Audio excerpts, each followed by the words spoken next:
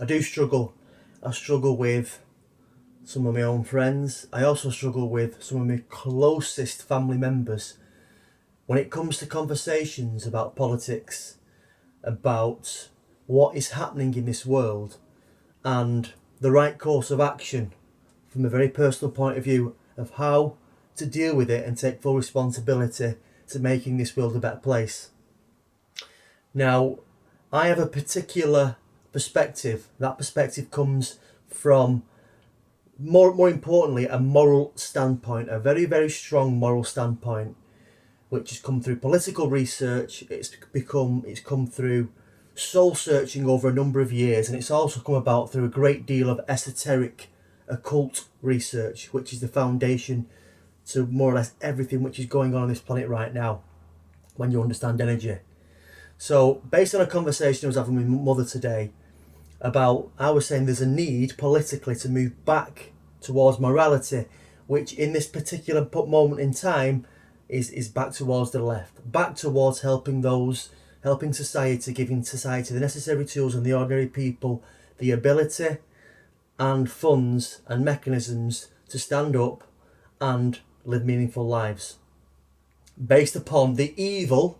And that's what it is. It's the evil which is being perpetrated by men, maybe some women too, who are determining the culture of this planet right now, which is based upon neoliberalism, and greed, selfishness, and evil doing. The law of man, not the law of nature. Now, the law of nature, John Locke described as the natural liberty of man is to be free from any superior power on earth, and not to be under the will or legislative authority of man, but only to have the law of nature for his rule.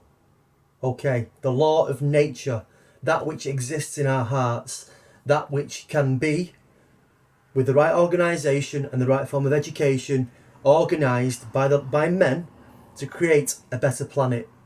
Because every single human being on this planet wants freedom, wants abundance, and wants to be happy. But we are being taken down a race to the bottom into the grave. If you follow it through step by step and do your research and rationalise it and see it for what it is, we are being taken in the opposite direction into slavery. Now this law, this natural law, is completely objective. It stands apart from you, and you are here to align yourself to the law of nature. There is a universal law which exists, and you are part of it, and it is completely objective. One of the biggest downfalls at the moment with people is moral relativism. Check out Mark Passio's work, who is fantastic inspiration. He brings this research together. People think they can make their own rules up, and it's about what you can get away with. And they refuse to take responsibility for themselves, even to do the research about human history, politics, geoengineering, fracking, eugenics, social Darwinism, free energy, the fractional reserve banking system, on and on and on and on and on and on. They won't do it. They're too scared.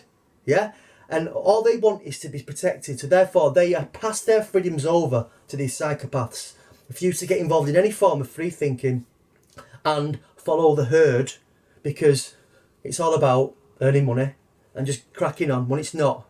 So when people come to have a conversation with me and they believe that I have just got an opinion about this, and they're entitled to having their own opinion, which is just perpetuating slavery, ignorance and stupidity, then I'm sorry, but I've not got any time for you.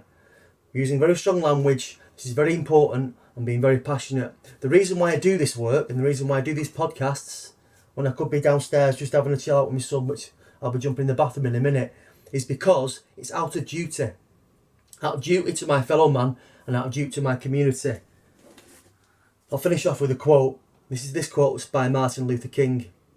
Life's most persistent and urgent question is this: what are you going to do for others?